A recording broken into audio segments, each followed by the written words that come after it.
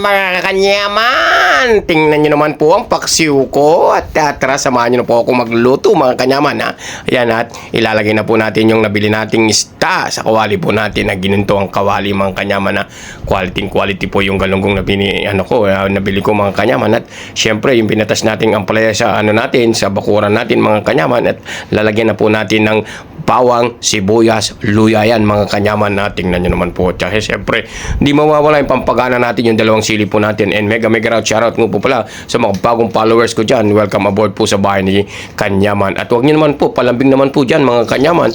Huwag nyo naman po kalimutan i-like and share yung mga videong ina-upload ko po mga kanyaman na tingnan nyo naman po, plating na natin. Tapos may sausawan tayong ginamos o yung alubebe o bagoong mga kanyaman. Tingnan nyo naman.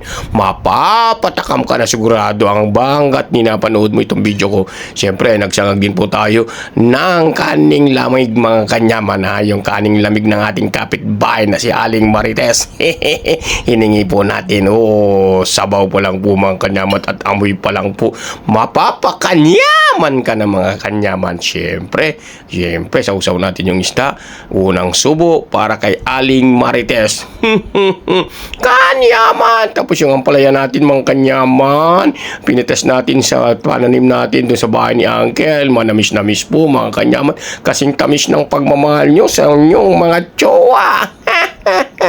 Sana all na lang ako may jowa. Paano na si Kanyaman? Ang sarap po mga kanyaman. Yung alubebe kanya.